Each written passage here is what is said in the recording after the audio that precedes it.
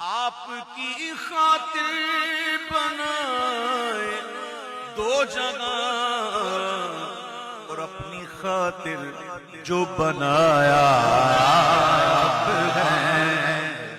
الحمد للہ رب العالمین والصلاة والسلام علی سید الانبیاء والمرسلین اما بعد فاعوذ باللہ من الشیطان الرجیم بسم اللہ الرحمن الرحیم۔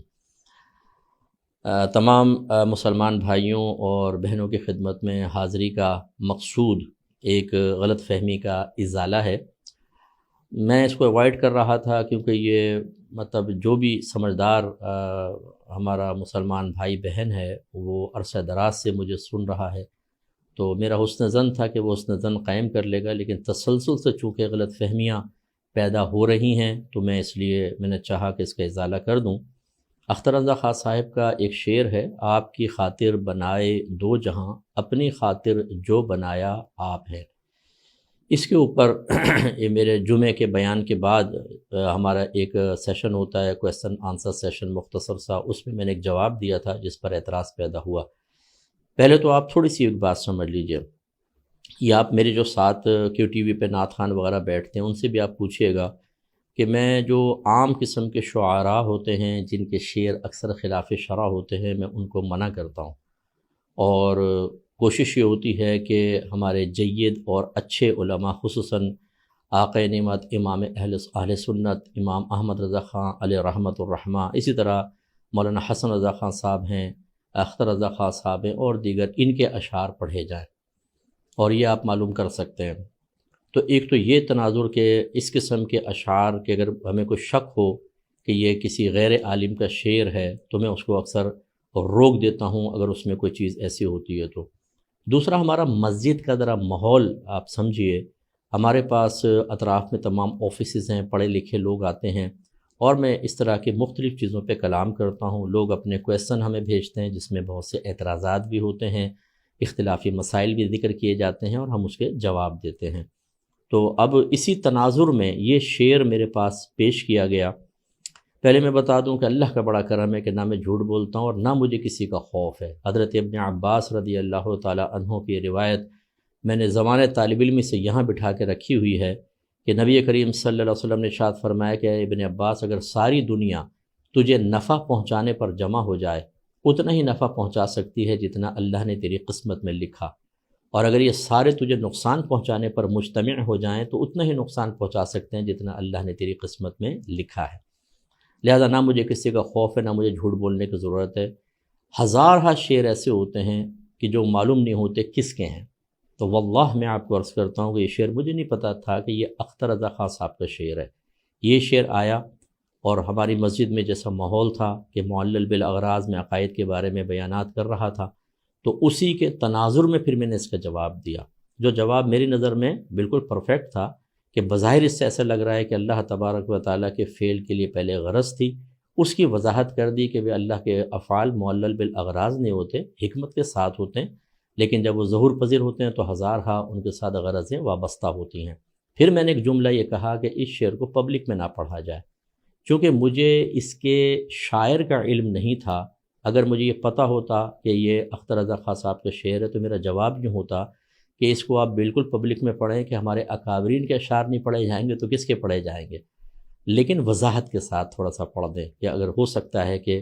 کوئی ایسا ماحول بھی ہوتا ہے جیسے ہماری مسجد کا ماحول ہے کہ کوئی اس پہ اعتراض کر سکے تو جواب دے دیں۔ اور اسی طرح میں جیسے بعض اشعار میں نبی کریم صلی اللہ علیہ وسلم کے روضہ اقدس پہ سجدہ وغیرہ کا ذکر ہوتا ہے تو اس پہ ہم یہی کہتے ہیں کہ اس کو وضاحت کے ساتھ ذکر کر دیں۔ ایسے ہی میرے آقا نعمت امام اہل سنت رضی اللہ تعالی عنہ کی شاعری میں بہت سارے ایسے شعر ہیں جن کو وضاحت کے ساتھ ذکر کرنا چاہیے۔ تو مقصود کوئی خدا نخواستہ منع کرنا نہیں تھا، میں کیوں منع کروں گا؟ اب میں آپ سب سے کہتا ہوں جتنے اعتراضات کر رہے ہیں، حسن ظن ہے میرا کہ اللہ کے لیے ہی کر رہے ہوں گے۔ 32 سال ہو گئے مجھے تقریباً کام کرتے ہوئے،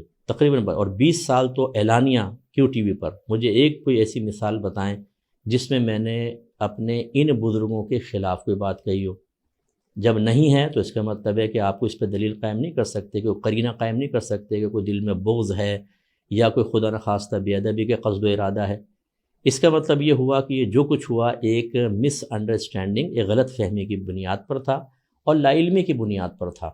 اب اس میں طریقہ کار بہرحال کیا ہونا چاہیے تھا اس پہ میں کلام کرتا ہوں، لیکن میری وضاحت یہ ہے کہ ہمارے جو یہ اکابرین ہیں ان کے شعر نہیں پڑھیں گے تو کن کے شعر پڑھیں گے؟ میں تو جو غیر عالم شعراء ہیں چاہے کتنے ہی معروف کیوں نہ ہوں، میں کہتا ہوں ان کے شعر بھی بڑی احتیاط سے پڑھیں اور ان اکابرین کے شعر تو آنکھیں بند کر کے پڑھیں۔ ہاں ایسے اشعار کہ مقتضائے حال یہ ہو کہ اس کو وضاحت کے بغیر نہ پڑھا جائے، وضاحت ضرور کریں۔ مجھے امید ہے کہ آپ بات سمجھ گئے ہوں گے۔ اب میں ایک پوائنٹ پہ ذرا کلام کرنا چاہتا ہوں کہ آپ نے جو ہماری گرفت کی اس کے کچھ میں ایک اصول آپ کو ذکر کرنا چاہتا ہوں۔ جب کوئی غلطی کرتا ہے یا آپ اسے کہتے ہیں کہ غلطی ہوئی تو وہ تین طرح کے افراد ہو سکتے ہیں۔ پہلا وہ کہ جو بد مذہبیت یا کسی شخصیت سے بغض میں معروف ہو۔ دوسرا وہ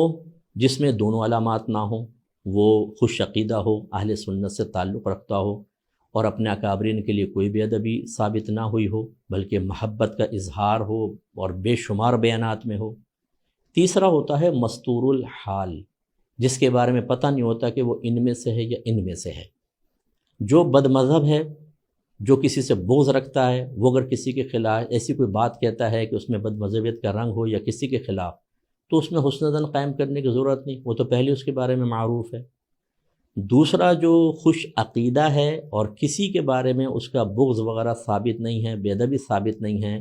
یاد رکھیں اس سے حسن ظن قائم رکھنا واجب ہوتا ہے۔ اور تیسرا جو مستور الحال ہوتا ہے، جس کا حال معلوم نہیں، اگر وہ کوئی ایسی خطا کرتا ہے تو بالکل اس سے معلوم کیا جائے گا،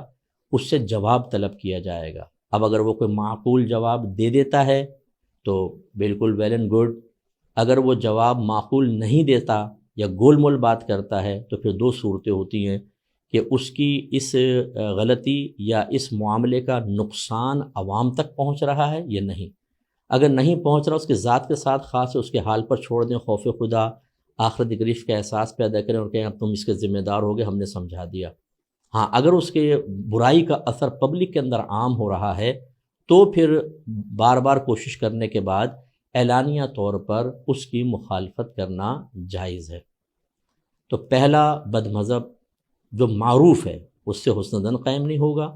دوسرا جو خوش عقیدہ ہے اور اس کے دل میں بزرگوں کا کوئی بغض یا کینہ نہیں اور نہ کوئی ایسا معروف، اس سے حسن ظن قائم کرنا واجب ہوتا ہے۔ اور اس کی دلیل کیا ہے؟ نبی کریم صلی اللہ علیہ وسلم نے ارشاد فرمایا ظن المؤمنین خیرا، مومنین سے اچھا گمان کرو۔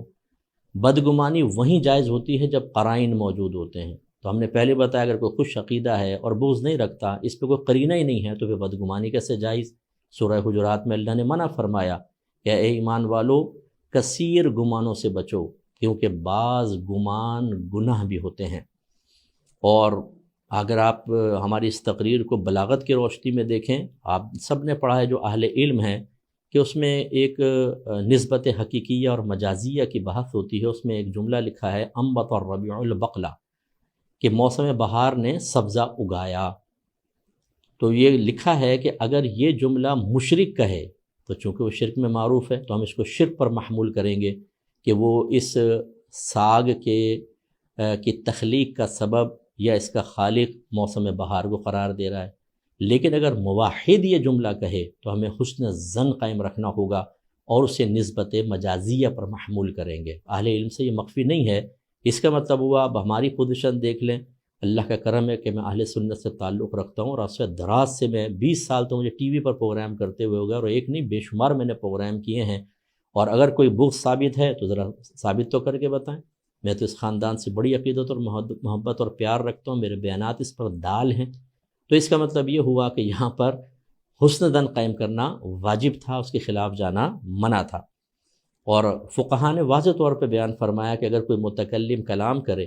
اور اس کے کلام میں 99 پہلو کفر کے ہوں اور ایک پہلو اسلام کا ہو تو اسلام کے پہلو کو فوقیت دے کر اس پہ حکم کفر نہیں لگایا جائے گا۔ آپ اندازہ کریں 99 پہلو کفر کے اور ایک پہلو اسلام کا، اسی کو فوقیت دی جائے گی۔ یہ ہوتا ہے طریقہ کار کہ کسی سے اگر آپ کو ایسی چیز محسوس ہو تو سب سے پہلے اس کے ساتھ حسن ظن قائم کریں اور پھر اسے ایک وضاحت کا موقع دیا جائے۔ اب میں دین کا درد رکھنے والوں سے کچھ کویسچن کرنا چاہتا ہوں۔ پہلا یہ کہ کسی کو وضاحت کا موقع دیے بغیر گرفت کی کوشش کرنا، پھر علانیہ اس کے کردار اور عزت پر حملہ کرنا، ہزاروں لوگوں کو غیبتوں اور چغلیوں، بدگمانیوں اور دیگر حرام کاموں میں مبتلا کر دینا، یہ شرعاً جائز ہے یا حرام اور گناہ کبیرہ؟ ایک صاحب نے فرمایا کہ ہم نے طلب وضاحت کے لیے واٹس ایپ پر میسج چھوڑے تھے اور کال کے لیے، لیکن جواب نہ آیا تو ہم نے قدم آگے بڑھایا۔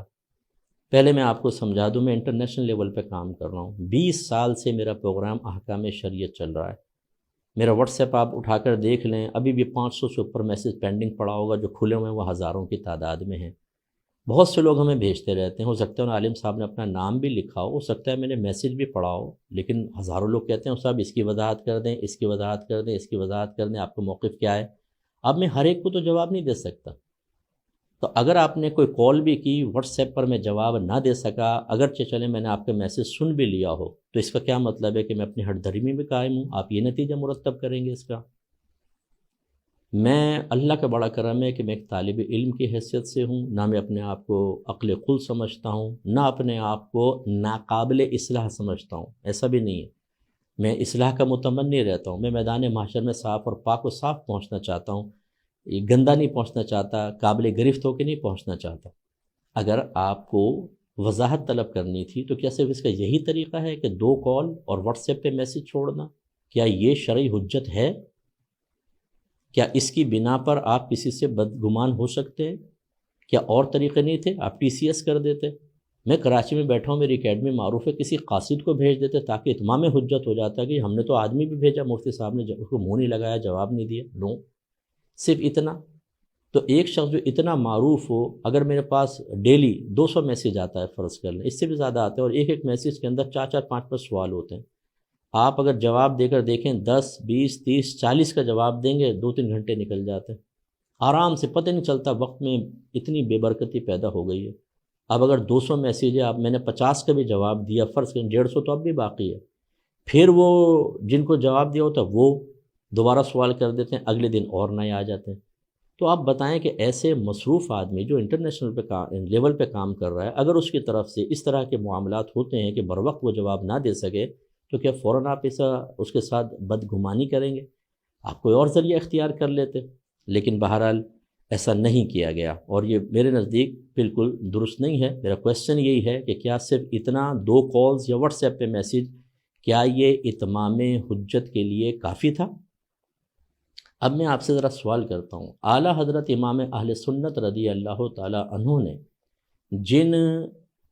لوگوں کے خلاف کفر کا فتویٰ جاری کیا، کتنے عرصے میں کیا تھا؟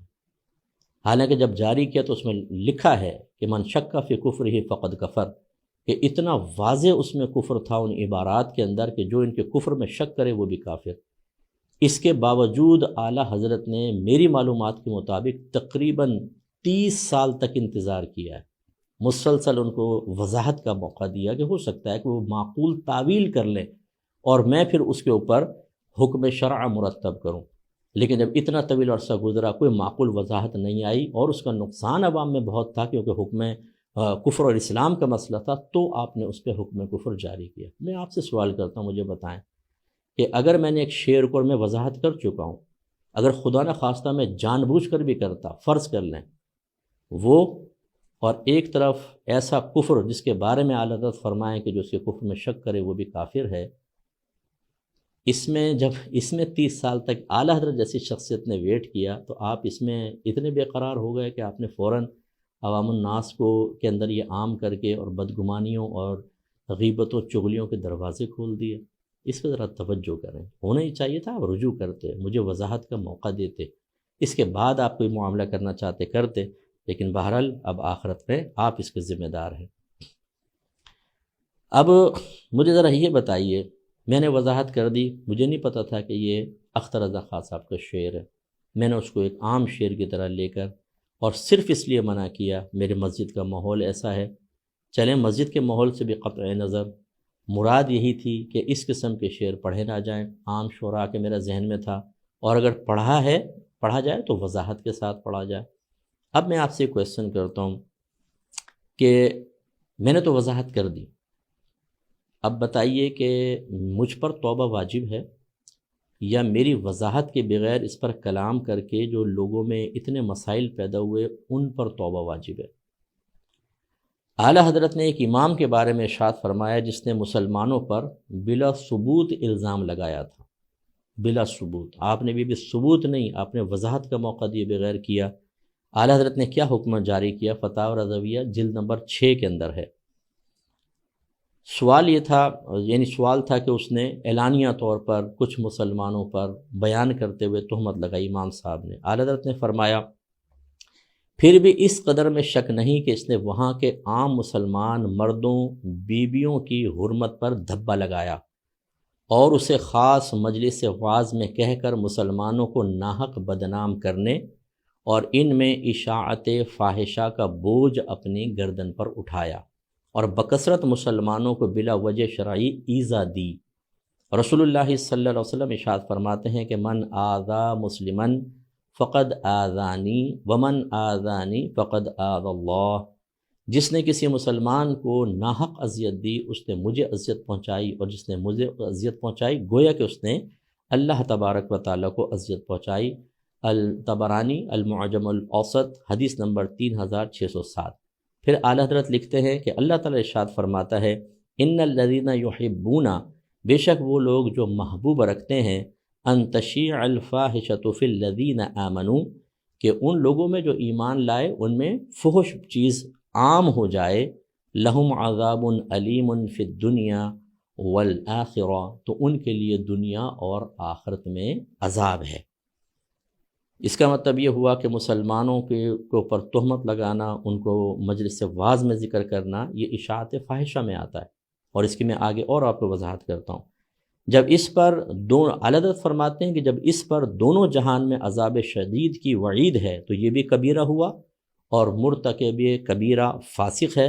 اور یہ فسق بالاعلان برسر مجلس وعظ ہوا، یعنی اعلانیہ طور پر، تو اس وجہ سے وہ بھی فاسق معلن ہوا۔ اب آپ فیصلہ کریں کہ میرا قصور بڑا تھا یا آپ نے جو کیا وہ قصور بڑا ہے۔ میں کسی کی گرفت کا ارادہ نہیں ہے، میں اپنے مسلمان بھائی بہنوں کو نہیں چاہتا کہ وہ خدا نخواستہ شیطان کے بہکائے میں آ کے وہ کام کریں کہ میدان محشر میں بچ جاؤں اور آپ پھنس جائیں۔ اب میں ذرا ایک اور آپ کو بات کہتا ہوں، ذرا غور سے آپ سنیے گا۔ اعلیٰ حضرت کی تعلیم کیا ہے؟ اگر علماء اہل سنت سے کوئی لغزش بھی ہو جائے، یہاں لغزش نہیں ہے، مس انڈرسٹینڈنگ ہے جو میں نے وضاحت کر دی، فرض کر لیں آپ اس کو لغزش کا نام بھی دے دیں گے، غلطی کی مفتی صاحب آپ نے۔ اعلیٰ حضرت امام اہل سنت رضی اللہ تعالی عنہ کی علماء اہل سنت کی غلطی سامنے آنے پر کیا تعلیم ہے، ذرا غور سے سنیے۔ اگر خصوصاً جو ہمارے پڑوسی ملک کے بھائی بہن ہیں جو اختر رضا خان صاحب رحمۃ اللہ علیہ کی محبت میں مجھ پر مسلسل اٹیک کر رہے ہیں، تو اختر رضا خان صاحب تو نچلے درجے کے ہیں، میں ان سے اوپر کے درجے اعلی آقا نعمت امام اہل سنت رضی اللہ تعالی عنہ کی تعلیم آپ کو عرض کر رہا ہوں، ذرا غور سے سنیے گا۔ اور اس تعلیم کا تقاضا یہ ہے کہ آپ اس کو قبول کریں،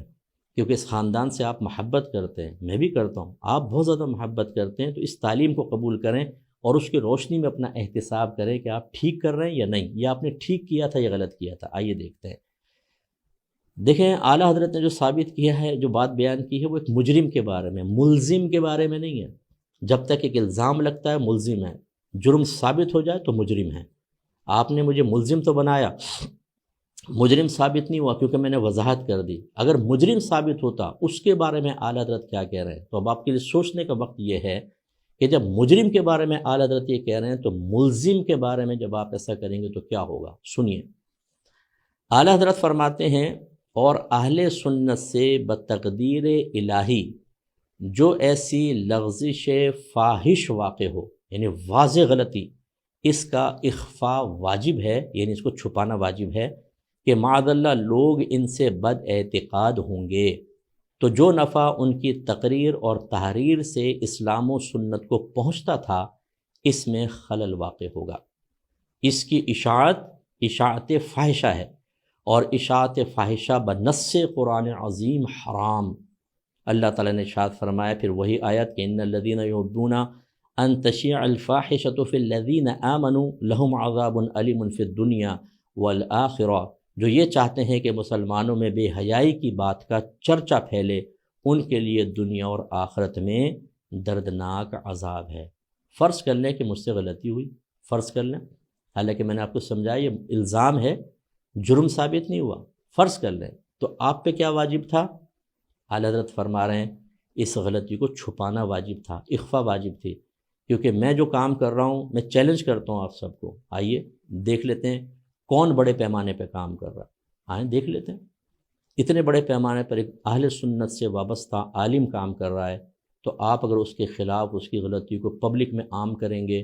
اور بہت زیادہ اس پہ کریں گے تو یہ اشاعت فاحشہ ہے۔ اب جو میں نے کیا اس کو ثابت کریں کہ یہ حرام ہے، مکروہ تحریمی ہے، اصاعت ہے، مکروہ تنزیہ ہے، خلاف اولا، اور جو آپ کر رہے ہیں میں نے آپ کو ثابت کر دیا، اعلیٰ حضرت کی عبارت کے اعتبار سے آپ اشاعت فاحشہ کے مرتکب ہو رہے ہیں، جو حرام اور گناہ کبیرہ ہے۔ اس لیے توبہ کے دروازے کھولیں، توبہ کر لیں، ٹھیک، اور اگر آپ کی انانیت اور آپ کی ایگو اس کی اجازت نہ دے، ہمیں اس سے کوئی پرواہ نہیں، ہمارا کام تھا آپ کو بتانا۔ دوسری بات، اعلیٰ حضرت نے ایک بڑی پیاری بات بیان فرمائی، یہ عوام کے لیے میں گزارش کرتا ہوں ذرا سمجھیے گا کہ یہ علماء میں کیوں ایسا ہوتا ہے، کیوں اتفاق نہیں ہوتا، کیوں کسی کی غلطی پکڑ کے اس کو فوراً پبلک کے اندر عام کرنے کی کوشش کی جاتی ہے، حالانکہ یہ اشاعت فاحشہ ہے، اس کا اخفا، اس کو چھپانا واجب تھا اور ترک واجب گناہ ہے۔ اعلیٰ حضرت اس کا بیان فرماتے ہیں، اتفاق علماء کا یہ حال کہ حسد کا بازار گرم، ایک کا نام جھوٹوں بھی مشہور ہوا، یعنی ویسے مشہور ہو گیا تو بھتیرے سچے اس کے مخالف ہو گئے، اس کی توہین تشنیع میں گمراہوں کے ہم زبان بنے کہ ہیں لوگ اسے پوچھتے ہیں اور ہمیں نہیں پوچھتے۔ اب فرمائیں کہ وہ قوم، اعلیٰ حضرت فرماتے ہیں، اب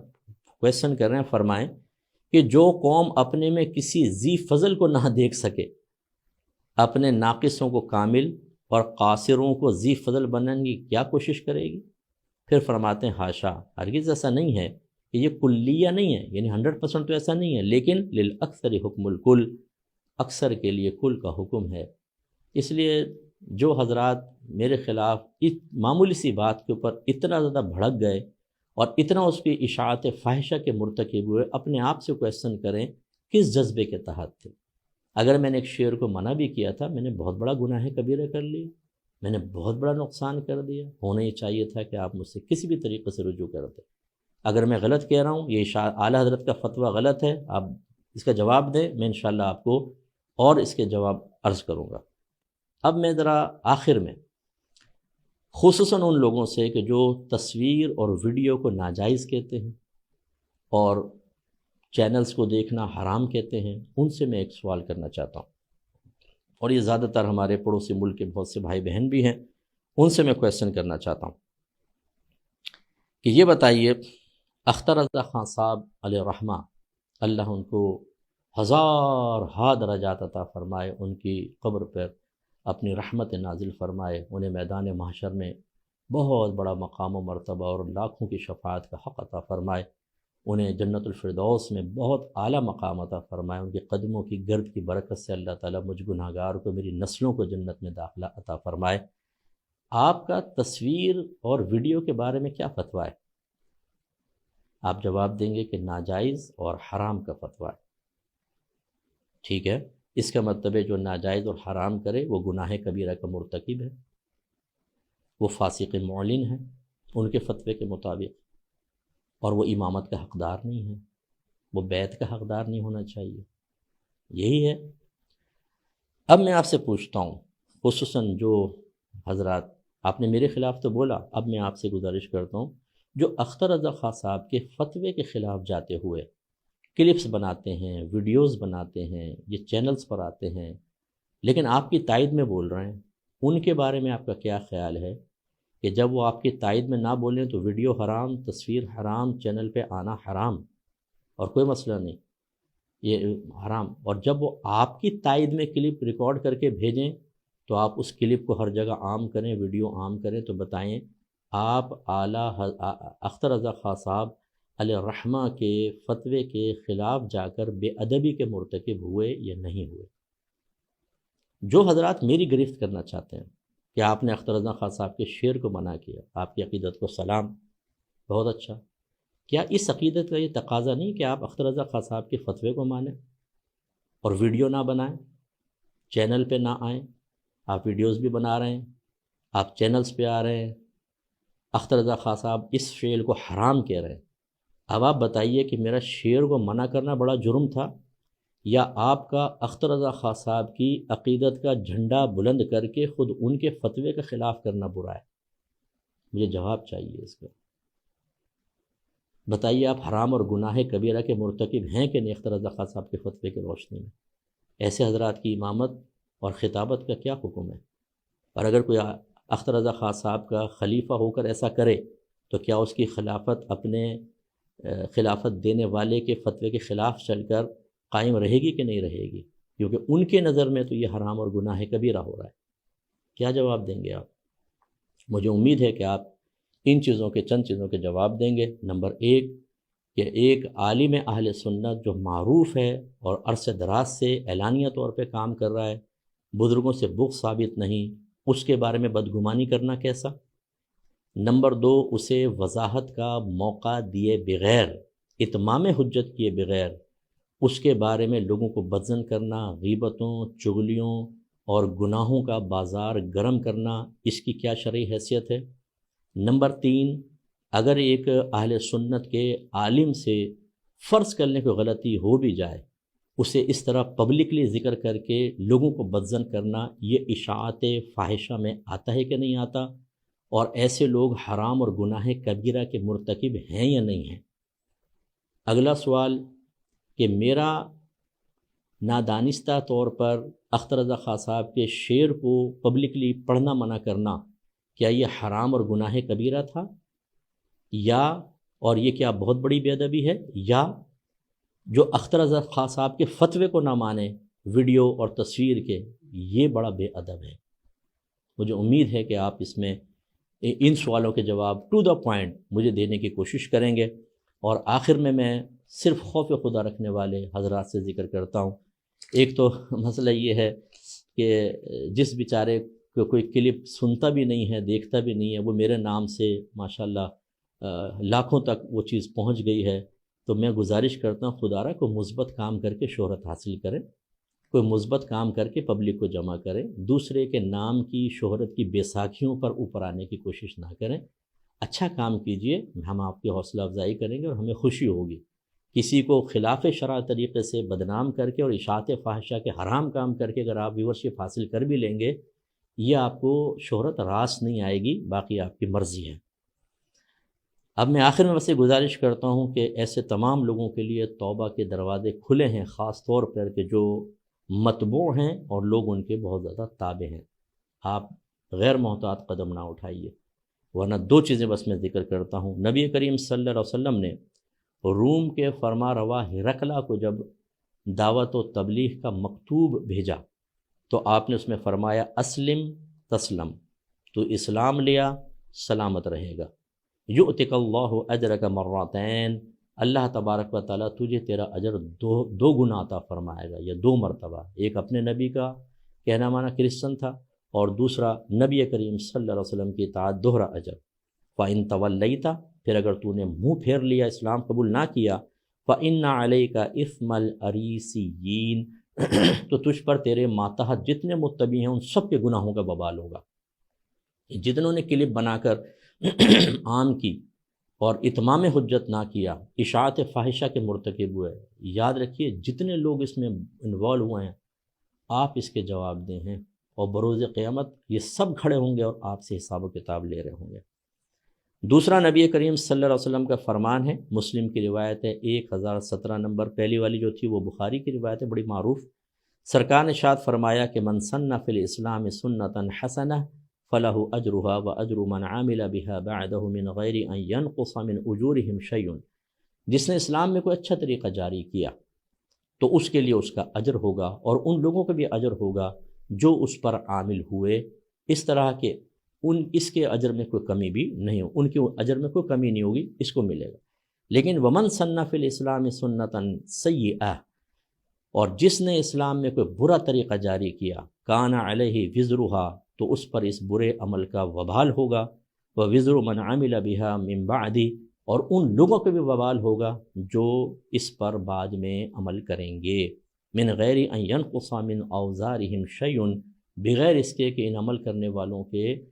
وزن میں کوئی کمی کی جائے۔ تو خدا را میں گزارش کرتا ہوں، آپ برا نہ مانیں،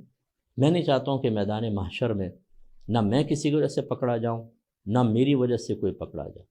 اللہ تعالیٰ آپ کو عزت عطا فرمائے، احترام عطا فرمائے، لیکن آپ جو کر رہے ہیں یہ آپ کے متبعین جتنے گناہ کرتے رہیں گے آپ کے نام اعمال میں گناہ لکھا جائے گا۔ آپ میرے بیانات سنیں، میں علماء کی عزت کی بات کرتا ہوں، میں نے کتنوں کو مخالف بنا لیا صرف اس وجہ سے کہ میرے ہر بیان کا موضوع آپ دیکھ لیں، آج کل جتنے میں بیان کر رہا ہوں علماء کو عزت دیں، انہیں اسٹیج پہ وقار عطا کریں، غیر عالم کو عزت دینا چاہیں کسی معقول وجہ سے کوئی مسئلہ نہیں ہے، اس انداز سے نہ دیں کہ ایک عالم کے لیے تضییق اور توہین کا پہلو نکلتا ہو، تحقیر کا پہلو نکلتا ہو۔ یہ میرے بیانات کا موضوع ہے، خدا را صفوف علماء میں اتحاد پیدا کریں، ایک دوسرے کی ٹانگیں نہ کھینچیں۔ اگر اللہ نے مجھے عزت دینی ہے، آپ رات دن کوشش کرتے رہیں، کچھ نہیں کر سکتے، آپ کچھ بھی نہیں کر سکتے۔ اور اللہ کا بڑا کرم ہے کہ اللہ تعالیٰ جو ہم سے کام لے رہا ہے، مجھے لوگ اتنا سن رہے ہیں، رات دن میں لوگوں کے مسائل حل کرتا ہوں۔ آپ کیا سمجھتے ہیں کہ چند باتیں کر کے آپ سب کے دلوں سے محبت نکال دیں گے؟ یہ کوشش لایانی کوششیں ہیں، بیکار ہیں۔ صرف اتنا ضرور ہوگا کہ جب کسی معروف شخص کے خلاف ہم کو کلپ نکالتے ہیں تو 1 لاکھ 2 لاکھ 3 لاکھ لوگ دیکھ لیتے ہیں، لیکن جیسے میں نے آپ کو عرض کیا، اگر یہ اشاعت فاحشہ میں آ گیا تو ان جتنے زیادہ لوگ دیکھیں گے اتنا بڑا آپ پر وبال ہے۔ اللہ تعالیٰ سمجھنے کی توفیق عطا فرمائے۔ وآخر دعوانا ان الحمد للہ رب العالمین۔